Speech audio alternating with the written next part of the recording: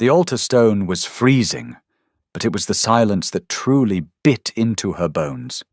100 wolves packed into the great hall, their breath pluming in the torchlight, waiting for the blood rite that would bind her to the Alpha. Instead, Cailan dropped the ritual blade. It clattered against the iron grate. He didn't look at her when he said it. He looked at the pack. The rejection severed the bond like a rusty hatchet to the ribs. She was nothing. Until the heavy oak doors shattered inward, and the King of the North stepped through the splintered wood. The stones of the Ironhold Keep were unforgiving. Maeve knelt on the raised dais, the rough granite biting into her bare kneecaps through the thin, unspun wool of her ceremonial shift. It was the dead of winter. Draughts howled through the high, narrow windows, carrying the sharp scent of impending snow and wood smoke. Around her, the pack pressed in tight. 300 bodies radiating heat, smelling of wet wool, roasted venison, and the musky, restless anticipation of a mating ceremony. They were a rough people, surviving on the edge of the known world, and their rites were equally brutal. No vows, no rings, just blood, scent, and the ironclad hierarchy of the pack. Cailan stood beside her.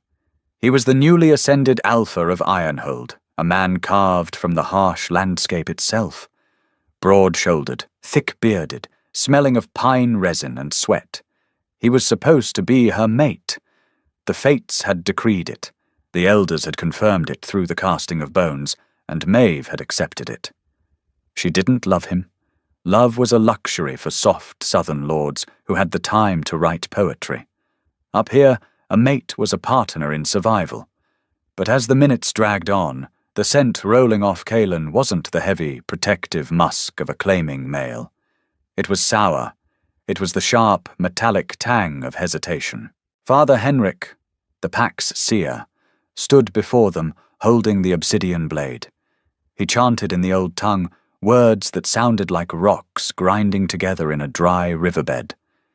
He sliced a shallow cut across Maeve's palm. She didn't flinch. The blood welled, dark and hot, dripping onto the frosted altar stone. She offered her hand to Cailan. He didn't move. The chanting died. The silence in the hall became a physical weight. Someone coughed in the back. A hound whined and was swiftly kicked. "Cailan," Henrik prompted, his voice a low, warning rumble. "The blood waits." Cailan stared at Maeve's bleeding hand. His jaw worked. When he finally lifted his eyes, they bypassed hers entirely. He looked out over the sea of faces, finding a specific one in the front row. Sibylla. She stood tall, wrapped in thick red fox furs, her eyes gleaming with a predatory, knowing light. She was the daughter of a neighboring Alpha, a political alliance, a stronger bloodline. Maeve was just the daughter of a dead scout. "No," Cailan said. The word was quiet, but in the echoing hall it struck like a hammer. Maeve's heart gave a slow, painful thud. "Cailan," she whispered. He turned to her then, and the look in his eyes was stripped of any warmth. It was pure, calculating pragmatism. "I, Cailan, Alpha of Ironhold, reject Maeve of the lower tier as my destined mate." The words weren't just a social slight. In their kind, a rejected bond was a physical trauma. The moment the last syllable left his mouth, a violent, tearing sensation ripped through Maeve's chest. She gasped, a wretched, wet sound. It felt as though a rusted hook had been buried in her sternum and violently yanked out. Her knees gave way. She collapsed sideways onto the freezing stone, curling into a tight ball as her nervous system went into shock. Bile burned the back of her throat. The world tilted, the torchlight blurring into streaks of angry orange and red. "She is weak." Cailan's voice boomed above her, addressing the murmuring crowd. He was justifying it, consolidating his power. "Our winters grow longer. The western packs encroach on our hunting grounds. Ironhold needs an alpha female who brings strength, numbers, and ferocity, not a runt." He reached down, not to help Maeve, but to grab the obsidian knife from Henrik. He strode down the steps of the dais. The crowd parted for him. He walked straight to Sibylla, grabbed her hand, and slashed her palm. He pressed his own bleeding hand against hers. "I claim Sibylla as my mate and your alpha," he roared. The pack erupted. They howled, stomped their heavy boots, and slammed their tankards against the wooden pillars. They didn't care about the girl bleeding on the altar. They only respected power. And Kaelin had just made a ruthless, powerful move. Maeve lay on the stone, her cheek pressed against the frost. No one came to help her. No one even looked at her. She was a ghost, a pariah. To be rejected at the altar was a stain that would never wash out. She would be relegated to the lowest rungs of the pack, fetching water, scraping hides, sleeping in the draftiest corners of the keep until the cold or a sickness took her. She forced her eyes open. Through the forest of shifting legs and fur coats, she saw the heavy oak doors at the end of the hall. The iron bar was drawn across them, locking the storm out. Her chest heaved. The pain was receding, replaced by a hollow, terrifying numbness. She needed to get up. If she showed weakness now, they would trample her. She pushed her bleeding hand against the stone, forcing herself up onto her hands and knees. Her breath came in ragged, painful hitches. She managed to get one foot under her. Then the massive iron bar on the main doors cracked loudly, snapping clean in half. The heavy oak doors exploded inward. The hinges screamed, tearing free from the stone, and the massive slabs of wood slammed into the stone floor with a deafening crash. The howling wind of the blizzard ripped into the hall, blowing out half the torches in an instant. The sudden darkness was absolute, save for the remaining fires sputtering wildly in their sconces. Snow spiraled into the room, stinging the faces of the pack members who had been standing too close. The cheering died instantly. 300 wolves went dead silent. Through the swirling snow and the ruined doorway, a figure emerged. He didn't rush. He walked with the slow, deliberate, terrifying grace of an apex predator that knows nothing in the woods can challenge it. He was massive, easily dwarfing Kaelin. A heavy cloak of black bear fur draped over shoulders that seemed too broad to be strictly human. Beneath it he wore boiled leather and dark steel, battle-scarred and functional. But it wasn't his size that made the hair on the back of Maeve's neck stand up. It was the pressure in the room. The air turned thick. It smelled of ozone, crushed pine needles, and the metallic tang of old blood. It was an aura so heavy and dominant that several wolves in the front rows instinctively dropped to their knees, baring their throats without even realizing they were doing it. Behind him stepped 4 guards. They were heavily armed, faces hidden behind iron half-masks. The Royal Guard of the Northern Reaches. This was Alaric, the Wolf King. He hadn't been seen in these borderlands for a decade.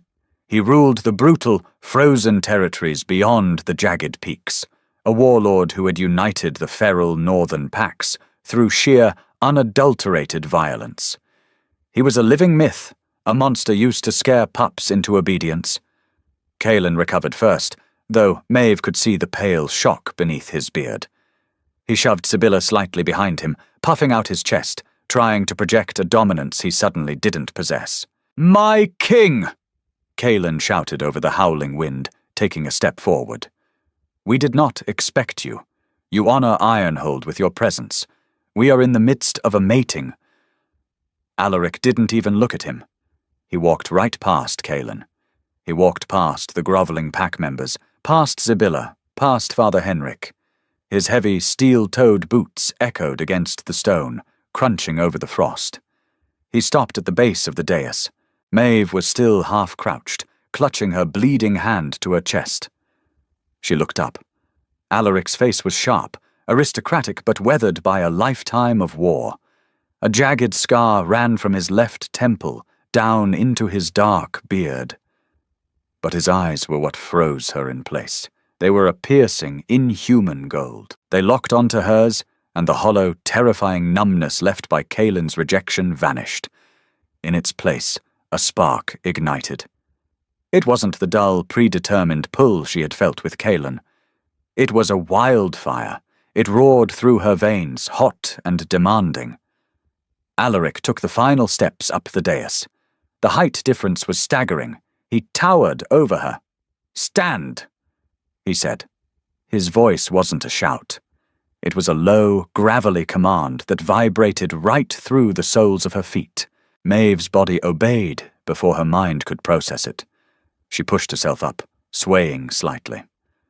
Alaric reached out. He didn't grab her roughly. His massive, calloused hand closed gently over her wrist. He lifted her arm, inspecting the shallow, bloody cut on her palm. He raised his thumb and smeared a drop of her blood across his own bare skin. He brought it to his face, breathing in the scent. His eyes drifted shut for a fraction of a second. When they opened, the gold was burning so bright it seemed to generate its own light. "You discarded this," Alaric said, his voice carrying easily through the dead silent hall. He finally turned his head to look at Kaelan. Kaelan swallowed hard, his Adam's apple bobbing. "She is weak, my king. A runt, unfit to lead. I chose for the good of the pack." "You chose poorly," Alaric replied, the words dropping like stones into a still pond. He let go of Maeve's wrist and drew a heavy, serrated hunting knife from his belt. Without a moment's hesitation, he sliced the blade deep across his own palm. The blood that welled up wasn't just red. It seemed almost black in the dim light. He grabbed Maeve's hand again, pressing his bleeding palm tightly against hers. The contact was electric. A shockwave ripped through Maeve's system. It wasn't painful. It was anchoring. It felt like coming home to a fire after weeks in the freezing wilderness. Her breath hitched, and she looked up into his face. "I, Alaric, High King of the Northern Reaches, claim this woman as my mate, my equal, my queen." He didn't yell it to the pack. He said it directly to her, his golden eyes never leaving her face. "Her enemies are my enemies. Her blood is my blood." He pulled her against his chest, wrapping the massive black bear fur cloak around her shivering frame. The heat coming off him was intense. Kaelan took a frantic step forward. "My king, you cannot. She is a cast-off. She holds no rank." Alaric turned. The killing intent radiating from him hit the room like a physical shockwave. Kaelan choked on his words, stumbling backward as if he'd been struck. "She holds the rank of a queen." Alaric snarled, his voice dropping into a terrifying, guttural growl that belonged more to a beast than a man. "Speak of her again, Alpha of Ironhold, and I will mount your head on the gates of this miserable keep." Silence slammed back down over the hall. No one moved. No one breathed. Alaric looked down at Maeve, his expression softening just a fraction, a private concession only for her. "We are leaving," he murmured into her hair. He turned and walked back down the aisle, keeping Maeve tucked tightly against his side. The pack scrambled backward, pressing themselves against the stone walls to get out of their way. Kaelan stood frozen, watching the woman he had just publicly humiliated be escorted out by the most dangerous man alive. They walked out into the storm, the ruined doors groaning in the wind behind them, leaving the pack of Ironhold entirely in the dark. The cold beyond the keep doors hit Maeve like a swung broadsword. The blizzard was not a mere snowfall. It was a living, breathing entity that shrieked across the mountain pass, eager to strip the warmth from anything foolish enough to step outside. Beneath the suffocating weight of Alaric's bear fur cloak, Maeve's lungs seized. The adrenaline that had kept her standing on the dais was evaporating, leaving behind the catastrophic wreckage of a severed mating bond. The rejection was not just a broken promise, it was physiological trauma. Her nervous system, primed for a localized connection with Kaelan, was currently bleeding out invisibly. Her knees buckled into the knee-deep snow. She didn't hit the ground. Alaric caught her by the waist. His grip was entirely devoid of gentleness, yet it lacked any cruelty. It was simply a physical absolute. He hauled her upward, effortlessly pulling her against his side. "Keep moving," he ordered. The wind snatched the words from his mouth, but she felt the vibration of his voice through the heavy leather of his cuirass. A dozen yards ahead, a massive shape loomed in the whiteout. It was an iron-reinforced transport sled, pulled by 8 monstrous northern drafts. Horses bred for bone-crushing endurance, their coats thick with ice. The 4 royal guards flanked them, their weapons drawn despite the blinding storm, scanning the tree line with predatory focus. One of the guards hauled open the heavy wooden door of the sled. Alaric practically threw Maeve inside before climbing in behind her and slamming the door shut. The wind was instantly muffled to a low, frustrated howl. The interior of the sled smelled of old wood, beeswax, and dried meat. A small iron brazier bolted to the floor burned with glowing peat, throwing dim orange light across the cramped space. Maeve scrambled backward into the corner, pressing her spine against the freezing timber. Her breath tore through her throat in ragged, wet gasps. She clutched her chest. The phantom ache of Kaelin's rejection was returning with a vengeance, a sharp, twisting agony right beneath her breastbone.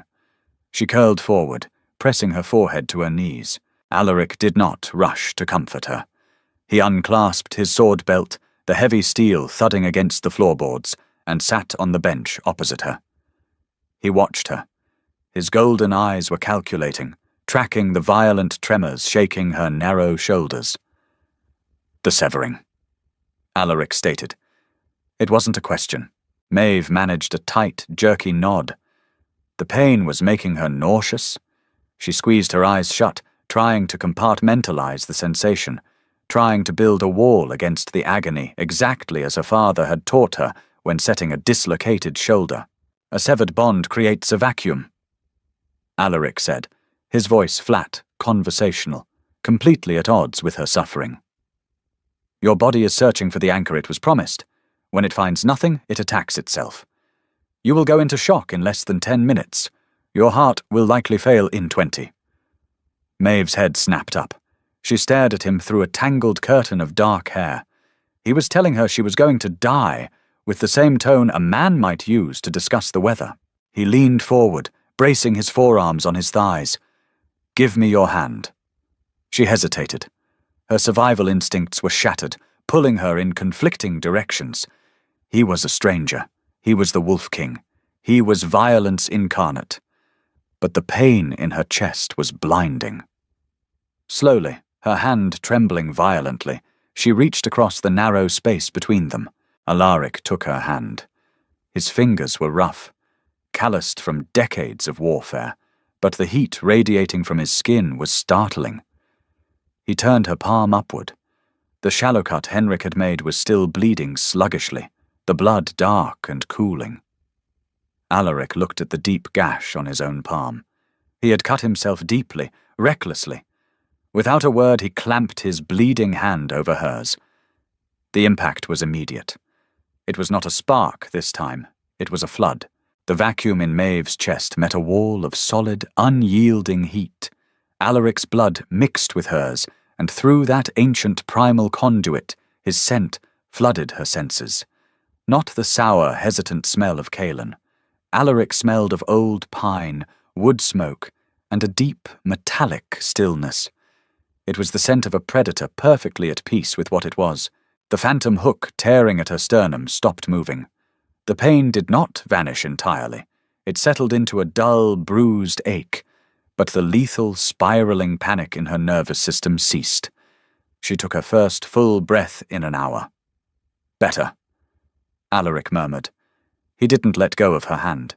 He kept the pressure firm, effectively acting as a living tourniquet for her soul. "Why?" Maeve's voice was a harsh croak. It was the first word she had spoken to him. Alaric's gaze remained locked on hers. He didn't offer a charming smile or a poetic declaration of fated love. "I require a queen, not a subservient breeding mare, not a political pawn looking to elevate her father's station. I need a woman who knows what the dirt tastes like, a woman who knows how to survive." "I am a runt," she whispered, echoing Kaelin's words, a bitter taste flooding her mouth. "I have no army, no dowry. You did not scream when the blade cut you." Alaric replied simply. "You did not beg when the boy humiliated you. You bled on the altar, and your first instinct was to stand back up."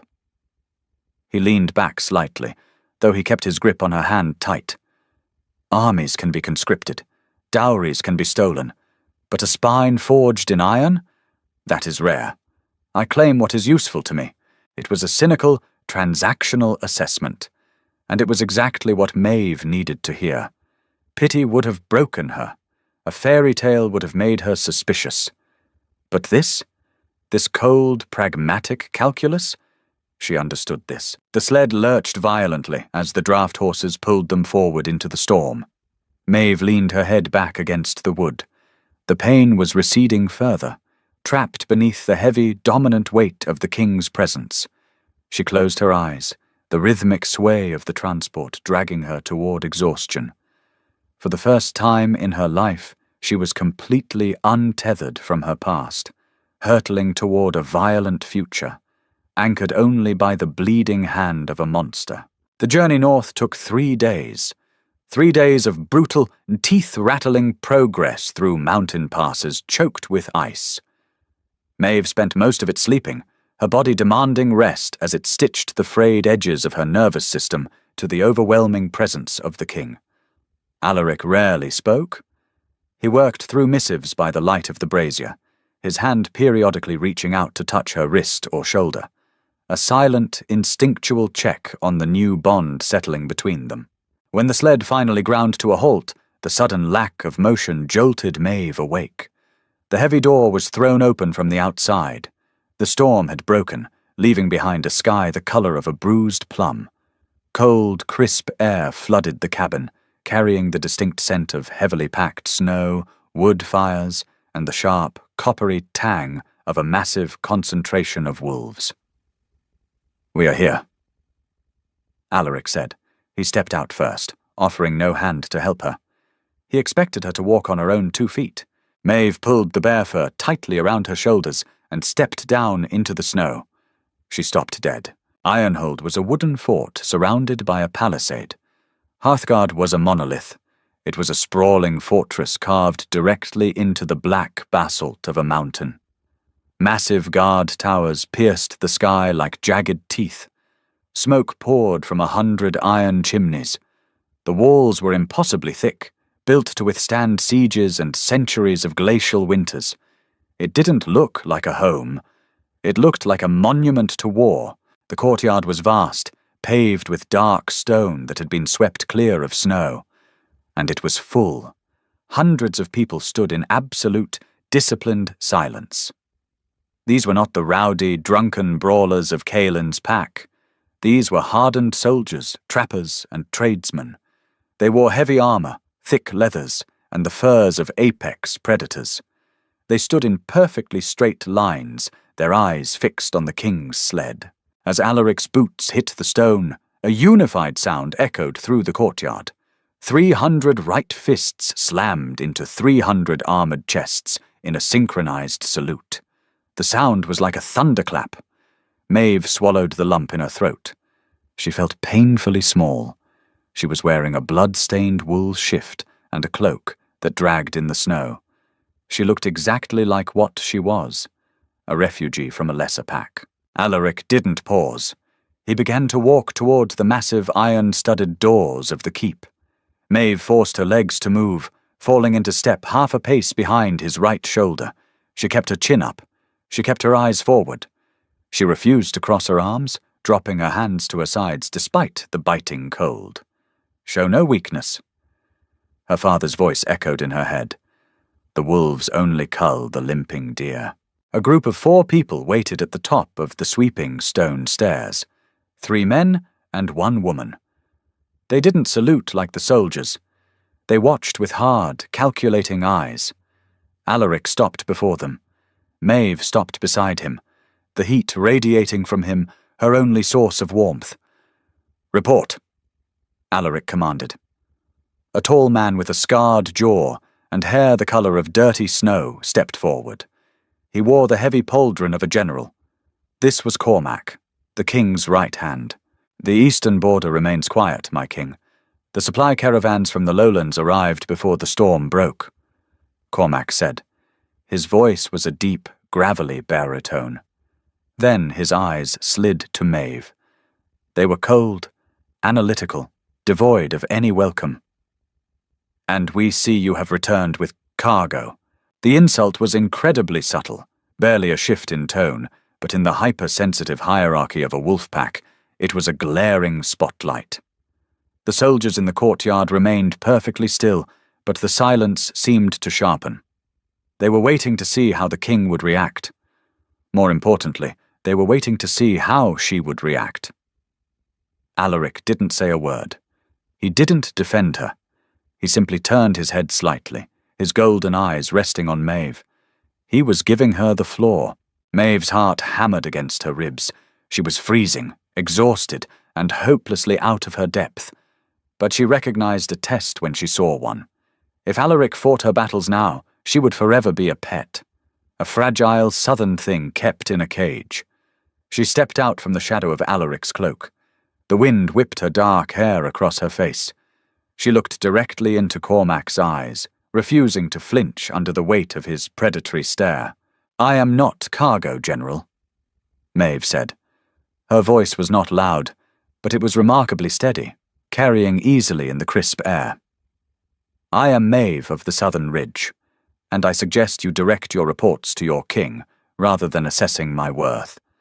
I assure you my worth was already determined by the man you kneel to." Cormac's eyes narrowed. A tense, dangerous second ticked by. The woman beside Cormac shifted her weight, a faint smirk playing on her lips. Maeve held his gaze. She didn't drop her chin an inch. She channeled every ounce of the cold, dead numbness she had felt on the altar at Ironhold, and forged it into a shield. Slowly, the tension in Cormac's jaw relaxed. He didn't smile. These people did not seem the type to smile, but the stark hostility in his eyes shifted into something resembling reluctant curiosity. He gave a short, stiff bow of his head. "My apologies, Lady Maeve." Cormac grunted. Alaric finally moved. He reached out, resting a heavy, possessive hand on the back of Maeve's neck. The gesture was casual, but the message was absolute. "Prepare the high chambers," Alaric ordered, his voice echoing off the black stone. "And summon the tailors. The Queen requires mourning clothes." Cormac frowned in confusion. "Mourning clothes, my king. Who has died?" Alaric looked down at Maeve, a dark, lethal promise burning in his golden eyes. "The Alpha of Ironhold," Alaric said softly. "He just doesn't know it yet." The high chambers of Hearthguard were not built for comfort. They were built to remind the occupant that the mountain owned them. The walls were bare, unpolished basalt. A massive hearth dominated the eastern wall, roaring with a fire large enough to roast an ox, yet the corners of the cavernous room still clung to a bitter chill. There were no tapestries, no delicate southern silks. The bed was a massive timber frame, piled high with the pelts of dire wolves and snow leopards. It smelled faintly of ozone, blood, and the unmistakable, suffocating musk of the king. Maeve stood in the center of the room, dripping wet. The bath had not been a luxury. It had been a tactical necessity. Two silent, heavily scarred women had hauled copper tubs of boiling water up the stone steps. They scrubbed her with coarse bristle brushes and a soap made from lye and crushed pine needles. They scrubbed until the sour, fearful scent of Kaelin's keep was entirely scoured from her pores. They scrubbed until her skin burned. Now, she stood shivering on the hearthrug as the older of the two women, a matron with a missing left eye who introduced herself only as Astrid, dropped a heavy bundle of dark fabric onto the end of the bed. "Mourning clothes," Astrid grunted. Her voice sounded like a grinding wheel. "As the king requested." Maeve walked over, dropping the linen towel. She didn't try to hide her body. She had spent 20 years in the lower tiers of Ironhold, sleeping in communal barracks where privacy was a myth. Astrid's single eye scanned Maeve's frame. She catalogued the thinness of her ribs, the faded purple bruises on her shins from hauling firewood, and the thin, silvery scars crisscrossing her shoulders from the lash of the packmaster's whip. Astrid said nothing. She simply handed Maeve the clothes. They were not dresses. The North did not have the climate or the patience for dragging hems. Astrid handed her heavy wool trousers, dyed a deep, bruised black. Next came a tunic of tightly woven charcoal linen, and finally a tailored doublet of hardened boiled leather, reinforced with dark steel rivets at the ribs and collarbone. Maeve pulled them on. The clothing was heavy. It pressed down on her shoulders, a physical weight that demanded proper posture. She strapped on the thick leather belt, pulling it tight around her narrow waist. She caught a glimpse of herself in a polished bronze shield leaning against the far wall. She looked entirely foreign to herself. The frail, dirt-smudged girl who had bled on Kaelin's altar was gone. The dark, structured clothing made her look sharp, dangerous, like a blade freshly drawn from the forge. The heavy iron door groaned open. Astrid bowed sharply and exited without a word, slipping past the massive frame of the king. Alaric stepped into the room. He had shed his battle armor. He wore a simple, unlaced linen shirt and dark trousers, though the lack of armor did nothing to diminish the lethal, coiled energy radiating from him. The phantom weight in Maeve's chest, the bond, immediately flared to life, singing with a low, thrumming heat. Her heartbeat synced with his heavy footsteps. He stopped a few feet away, his golden eyes sweeping over her new attire. The tailors work fast. Alaric noted. They understand the penalty for keeping you waiting, I imagine. Maeve replied. Her voice was steady, though her pulse hammered at the base of her throat. Alaric's mouth twitched. It wasn't a smile exactly, but a brief acknowledgement of her sharp tongue. He walked past her, moving to the hearth. He poured 2 iron goblets of a dark, viscous liquor from a jug on the mantel. He handed one to her. Drink, he ordered. It will thin your blood. The altitude here kills southerners in their sleep. Maeve took the goblet. She didn't sip it. She threw it back like a veteran scout. The liquor burned like liquid fire, searing its way down her throat and hitting her stomach with a heavy, radiating warmth. She exhaled a harsh breath, slamming the iron cup onto the stone mantel. Alaric watched her, a dark intensity brewing in his gaze. Kaelin will not sit idle, he said, shifting the conversation to the brutal reality of their situation. By now, he has realized the insult I dealt him. He lost a mate, but more importantly, he lost face before his pack. An alpha who cannot protect his territory from another male is a dead alpha walking. He will seek an alliance. Sibylla, Maeve said instantly. The female, he claimed. Her father is the alpha of the Riverlands. They have numbers. Not your numbers, but enough to hold the mountain passes if they strike first. They will not strike first. Alaric leaned against the stone, his eyes locking onto hers. I am going to march on Ironhold. I am going to tear the gates off their hinges, drag the boy into the snow, and separate his head from his shoulders. But I will not do it blindly. He stepped closer. The heat of him was a physical pressure in the room. He reached out, tracing the line of the hardened leather at her collarbone. You lived in the dirt of that keep. Alaric murmured. You scrubbed its stones. You hauled its water. You know its cracks. Tell me, Queen, how do I break the boy's fortress? Maeve looked up into the golden eyes of the monster who had claimed her. She didn't feel fear. She felt the cold, hard crystallization of vengeance. She thought of the freezing drafts. She thought of the heavy buckets. She thought of the forgotten corners of Ironhold that only the invisible servants ever saw. I won't just tell you, Maeve said, her voice dropping to a low, feral register. I'll show you. The War Council chamber was located deep in the belly of the mountain, a room carved entirely from solid rock. The air was thick with the smell of old parchment, burning tallow, and the sweat of violent men. A massive slab of slate served as the central table, upon which a crude but highly accurate topographical map of the Northern Territories was chalked out. Wooden markers denoting troop movements sat in tense clusters. General Cormac stood at the head of the table, flanked by 3 brutal-looking men.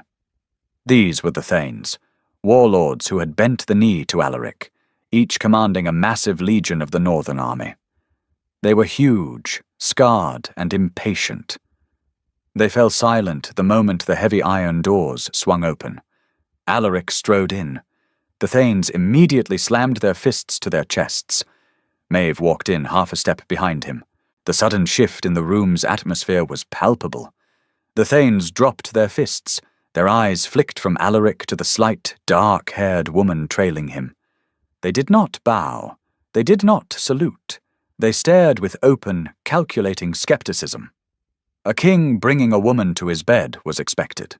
A king bringing a southern cast-off into a closed war council was unprecedented. Alaric ignored their stares. He walked to the slate table, planting his massive hands on the edge. Maeve moved to stand at his right side, exactly where a queen belonged. "Report!" Alaric barked. Cormac cleared his throat, his eyes lingering on Maeve for a fraction of a second before snapping back to the map. "Our scouts confirm it. The boy Cailan has formally allied with the Riverland Pack. They are moving 2,000-foot soldiers to reinforce the Ironhold palisades. They expect a frontal siege. They are digging trenches along the southern approach, preparing to bottle us up in the narrow pass." One of the Thanes, a massive man with a braided beard named Torin, scoffed loudly. "Let them dig. We march 3,000 heavy infantry down the pass. We batter the gates until the timber snaps. It will cost us blood, but the keep will fall in 3 days. A frontal assault into a fortified choke point is butcher's work," Cormac argued, pointing a thick finger at the map. "They have the high ground on the southern ridge. Their archers will rain fire arrows down on the vanguard. We will lose 500 men before we even touch the gates." "Then we attack at night," Torin growled. "Or are you growing soft in your old age, Cormac?" The men began to argue, their voices rising into deep, rumbling growls. The air in the room grew tight, the primal instinct of dominating the pack structure threatening to override military strategy. Maeve stared at the chalk outline of Ironhold. She knew every inch of that miserable fortress. She knew the southern approach Torin wanted to charge. It was a death trap. But she also knew something else, something the Alpha, the soldiers, and the nobles of Ironhold entirely ignored. She stepped forward. She didn't ask for permission. She reached across the table, grabbed a piece of raw chalk, and dragged it across the slate, drawing a hard, white line right through the center of Cailan's supposedly impenetrable fortress. The arguing stopped instantly. 4 massive, battle-hardened warlords stared at her in stunned silence. Maeve didn't look at them. She kept her eyes on the map. "You are looking at the walls," Maeve said. Her voice was calm, cutting through the heavy silence of the room. But Ironhold wasn't built on solid stone. It was built over an underground spring. That's how they survive the sieges. They never run out of water. Torin frowned, his thick brows drawing together. "We know about the wells, girl. Poisoning them is impossible. The water table runs too deep. I don't care about the wells," Maeve replied, finally looking up. She met Torin's eyes with a stare so flat and cold it made the massive Thane blink. "I care about the drainage." She pointed to the chalk line she had just drawn. "The runoff from the slaughterhouse, the latrines, and the lower kitchens drains into a subterranean grate system on the eastern side of the keep. The grates are iron, yes, but the stone around them hasn't been maintained in 40 years. Cailan and his elite don't go down there. It stinks. It's disease-ridden. It's where they put the runts to work." She traced the line outward, toward a patch of woods on the eastern edge of the map. "The drainage empties into the ravine here, 2 miles east of the main gates. The passage is narrow. A man in full armor couldn't fit, but a man in leathers, carrying nothing but a blade and flint." Maeve looked at Alaric. You could fit 50 men inside the walls before Kaelin's sentries even knew you had crossed the perimeter. Dead silence fell over the War Council. Cormac leaned forward, staring at the chalk line. He traced the distance with his fingers, performing the mental calculus of troop movements and insertion times. Slowly, a dark, vicious grin spread across the general's scarred face. We bypass the choke point entirely, Cormac whispered. We send a strike team up the drain. They wait until the dead of night, overpower the courtyard guards, and open the main gates from the inside. We don't batter the doors down. We walk right in. Torrin stared at Maeve, the skepticism in his eyes entirely replaced by a predatory respect. He slammed his fist against his chest. It wasn't a salute to the king. It was a salute to her. Alaric hadn't moved. He stood at the head of the table, his golden eyes locked on Maeve. The pride rolling off him was a heavy, suffocating blanket of heat. "Prepare the vanguard," Alaric commanded, his voice a low, lethal rumble that made the stones vibrate. "We march at first light. We take the gates from the inside." He paused, his gaze burning into Maeve's soul. "And the Alpha is mine." The march south was a masterclass in disciplined violence. 3,000 northern warriors moved through the frozen mountain passes, their presence completely swallowed by the vast, indifferent landscape. There were no war horns, no roaring fires at the encampments. Armor joints were wrapped in thick wool, and weapons were bound in oiled leather to muffle any accidental strike of steel on steel. They moved like a single, massive shadow sliding over the snow crust. Maeve did not ride in the transport sled. She sat astride a heavy-boned draft mare near the vanguard, wrapped in her hardened leather and a thick wolf pelt cloak. The cold bit at her cheeks, stinging her nose. But the trembling had stopped. The bond anchored her. Alaric rode beside her, a towering monument of black steel and bare fur atop a destrier that looked more like a monster than a horse. He kept his presence dialed back, a low, simmering heat in the back of her mind, letting her acclimate to the sheer scale of the army she now rode with. By the second night, the jagged, ugly silhouette of Ironhold appeared on the horizon, a black stain against the bruised purple of the winter sky. The army halted 2 miles out, taking cover in the dense, ancient pine forests that flanked the southern ridge. From the tree line, they could see the crude trench network Kaelin's new allies had hastily dug across the main approach. Hundreds of torches flickered along the palisades. The Riverland archers paced the battlements, shivering in their light cloaks, completely unaware that death was currently organizing itself just beyond the reach of their firelight. Alaric dismounted. He didn't issue shouted orders. A mere tilt of his head brought Cormac, Torrin, and a dozen scarred squad leaders to his side. "We wait for the moon to dip below the crag," Alaric said, his voice a gravelly whisper that carried perfectly in the dead air. He began stripping off his heavy plate armor. The massive steel cuirass hit the snow with a muffled thud. He unbuckled his greaves and his reinforced gauntlets, leaving himself in the dark, boiled leather favored by scouts. Torrin grunted, watching his king strip down to light armor. "It is a tight squeeze, my king. Let me send a squad of the younger bloods. You shouldn't be crawling through raw sewage." Alaric drew his serrated hunting knife, checking the edge against his thumb. "This is not a territorial dispute, Torrin. This is a personal insult. I will open the gates myself." He turned to Maeve. She had dismounted and stood holding her mare's reins, her breath pluming in the freezing air. Alaric closed the distance between them. The heat coming off him was intense, melting the frost that had gathered on her eyelashes. "You stay with Cormac," Alaric ordered, his tone leaving absolutely no room for debate. "When the main gates open, the vanguard will push through.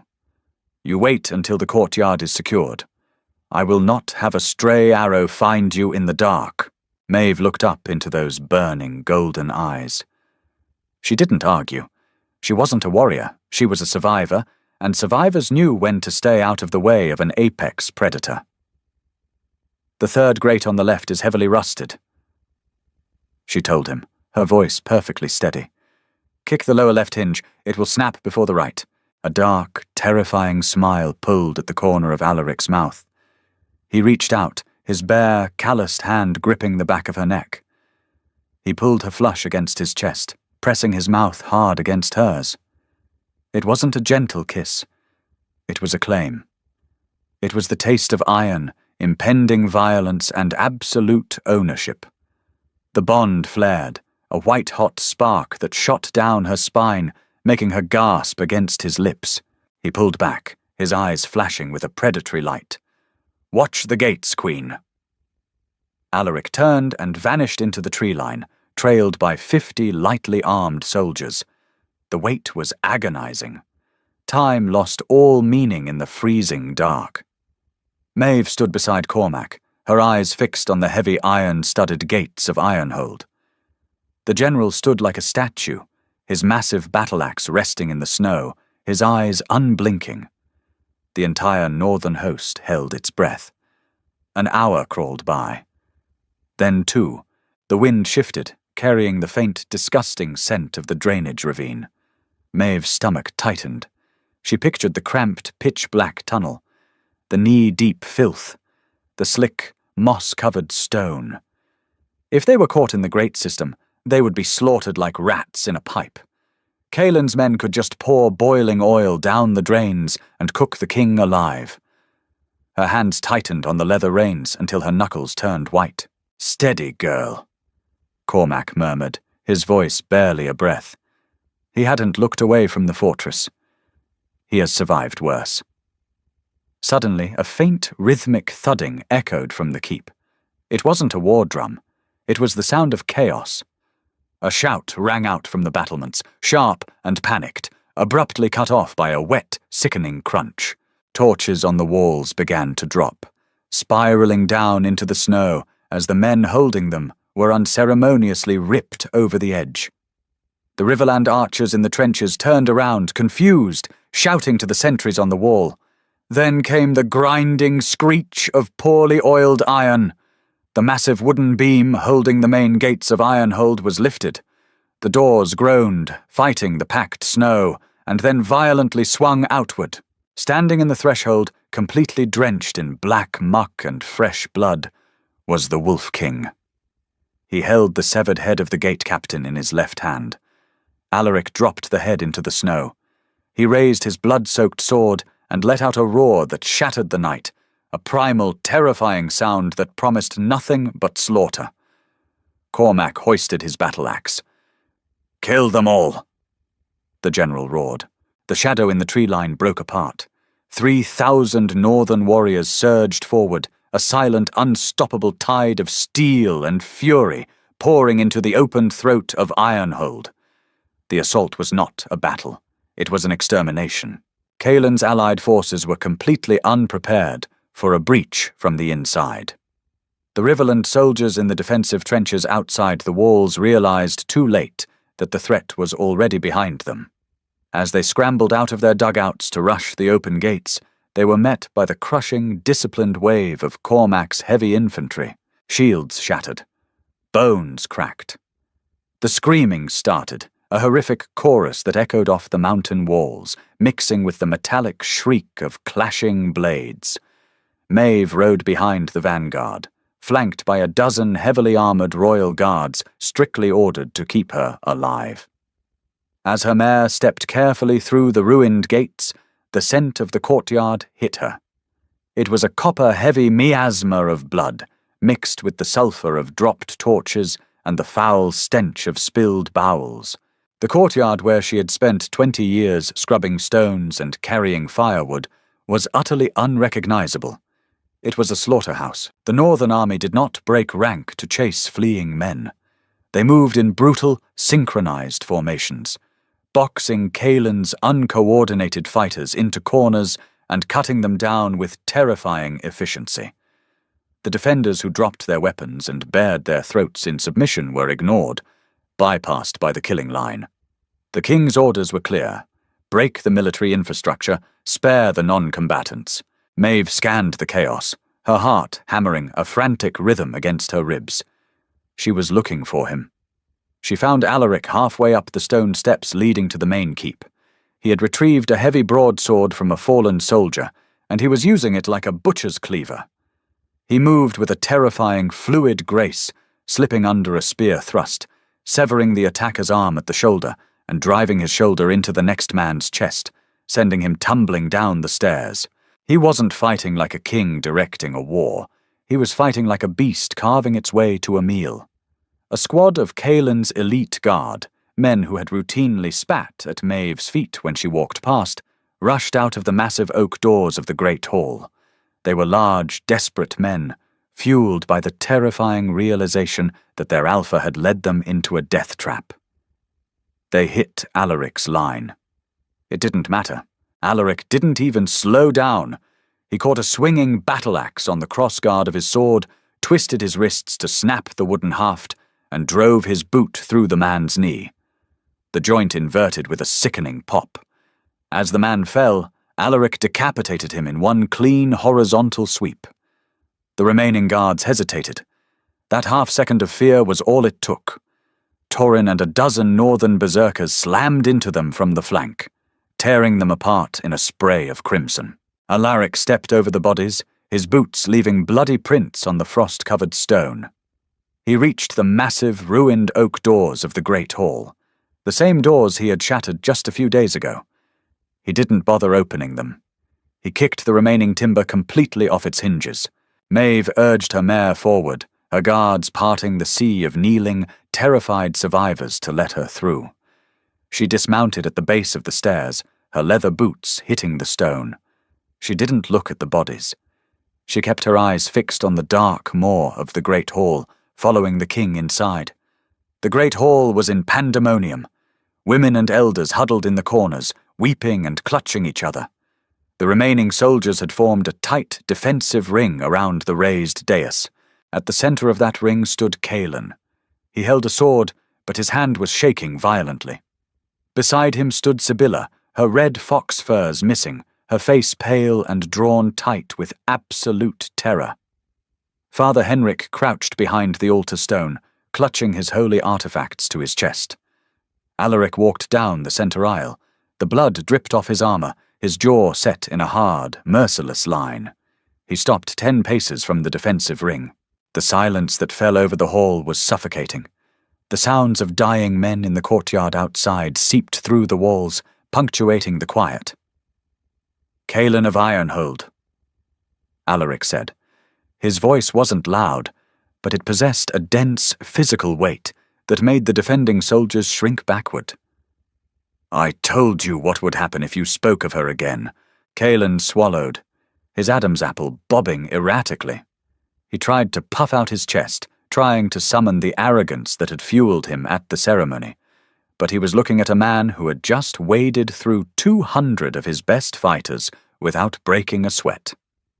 "You violate the ancient treaties," Kaelin shouted, his voice cracking on the last syllable. "You bring war to a peaceful pack. The High Council will hear of this unprovoked slaughter. The High Council only listens to men who are breathing," Alaric replied flatly. He took a slow step forward. Kaelin shoved one of his own guards toward Alaric. "Kill him! He is one man! Strike him down!" The guard stumbled forward, raising his spear. Alaric didn't even use his sword. He grabbed the wooden shaft of the spear, yanked the man forward, and drove his armored fist into the guard's throat. The man collapsed, gagging and clawing at his crushed windpipe. The rest of the defensive ring broke. The soldiers dropped their weapons, falling to their knees and pressing their foreheads against the freezing floor, actively submitting to the Alpha of the North. Kaelin was left standing alone. He looked around wildly, realizing his entire power structure had evaporated in less than an hour.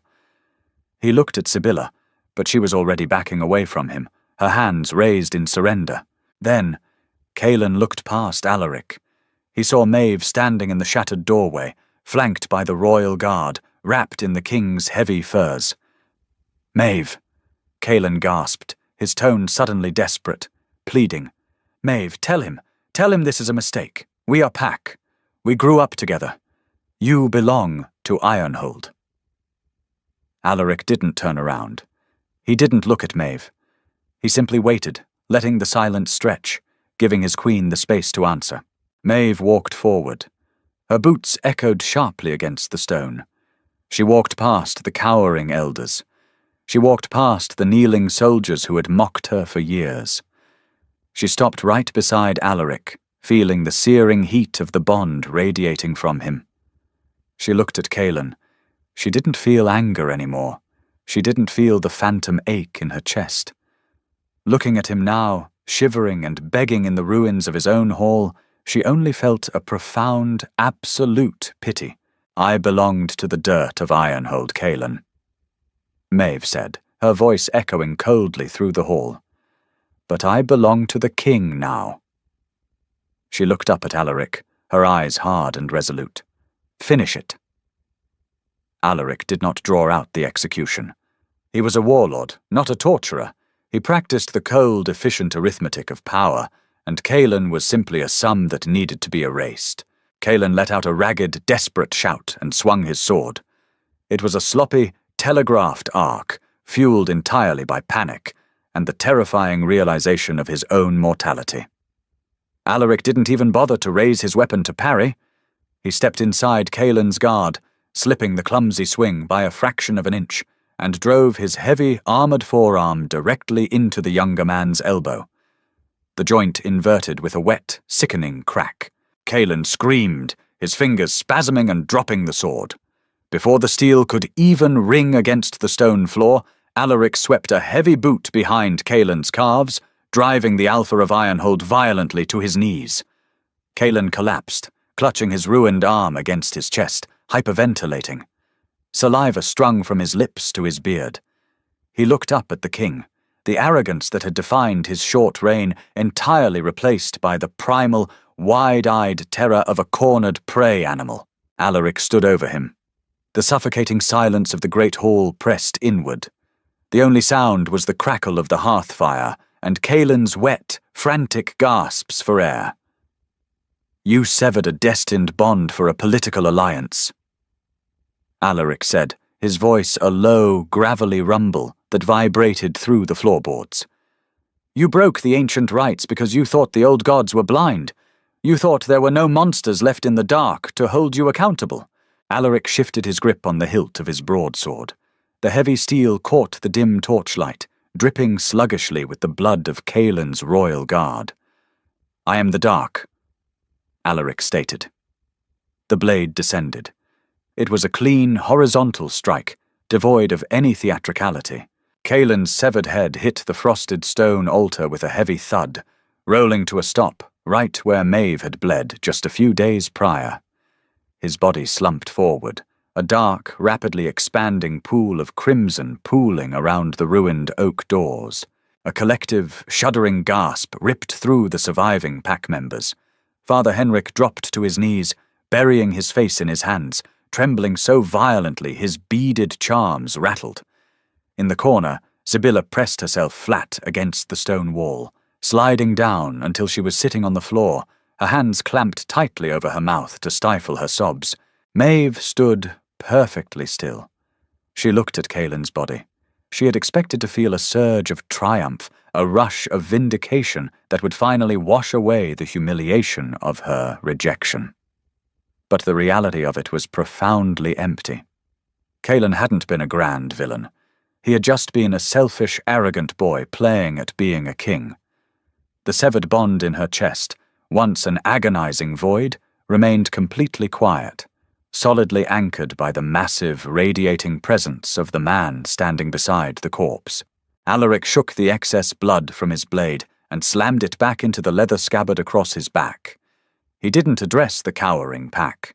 He turned to Maeve, ceding the floor to her. This was her home. These were her abusers. The judgment was hers. Maeve stepped over the spreading pool of Kaelin's blood. She walked to the corner where Sibylla huddled. The Riverland girl flinched, curling into a tighter ball, expecting the same brutal execution. "Look at me!" Maeve ordered. Her voice was flat, devoid of any pity or malice. Sibylla slowly raised her head. Her face was streaked with soot and tears, her eyes wide with animal panic. You came here to take a throne that wasn't yours, Maeve said, looking down at the shivering girl. You wanted to be an alpha female. Let us see if you have the stomach for leadership. You are going to stand up, Sibylla. You are going to pack a single bag of rations, and you are going to walk back through the mountain pass to the Riverlands. Sibylla blinked, her breath hitching. You are letting me go. I am making you a messenger, Maeve corrected coldly. You will tell your father exactly what happened here. You will tell him that his vanguard is dead in the trenches. You will tell him that the Alpha of Ironhold lost his head. And you will tell him that if a single Riverland soldier crosses the southern ridge again, the King of the North will burn his hold to the ground and salt the earth. Maeve leaned down slightly, bringing her face inches from Sibylla's. Do you understand your task? Sibylla nodded frantically, scrambling backward against the wall. Yes, I swear it. Then run, Maeve said. Sibylla scrambled to her feet and fled through the shattered doorway, slipping slightly in the blood as she disappeared into the chaotic courtyard. Maeve turned back to the center of the hall. The elders, the remaining soldiers, and the servants of Ironhold were still pressed to the floor. Slowly, one by one, they shifted their postures. They bared their throats. They did not do it for the Wolf King. They did it for the runt they had banished to the drafty corners of the keep. They recognized the apex. Cormac and Torin stepped through the ruined doorway, their armor battered and painted in gore, bringing the cold wind of the blizzard in with them. They surveyed the dead Kaelin, then looked to Alaric. The courtyard is secured, my king. Cormac grunted. The Riverland trenches are cleared. Ironhold is ours. Alaric didn't look at his generals. He stepped up beside Maeve, reaching out to wrap his heavy, calloused hand around the back of her neck. His thumb brushed over her pulse point. It was a possessive, grounding touch that anchored her amidst the smell of slaughter and fear. No, Cormac, Alaric murmured, his golden eyes resting entirely on the woman who had just conquered her own ghosts. Ironhold belongs to the Queen. Set a garrison. We rebuild the gates tomorrow. He pulled Maeve firmly against his side, his heavy bear fur cloak wrapping around them both, shielding her from the biting wind that howled through the ruined hall. The severed bond was a distant memory. In its place, an unbreakable iron chain had been forged in blood and dark water, binding the dirt of the south to the absolute, terrifying power of the High North. Ironhold fell not to a massive siege, but to the very ghosts it created in its darkest corners. Maeve went from the dirt of the lower tiers to the undisputed Queen of the North, proving that a spine forged in iron and trauma is worth infinitely more than a convenient bloodline. But the Southern Pacts will not simply ignore the slaughter of their allied forces. War is brewing on the horizon, and Alaric's legions are hungry for the fight. If you loved this dark, gritty tale of revenge and claiming what's yours, hit that like button, subscribe to the channel, and share this video with your pack. Stay tuned for more.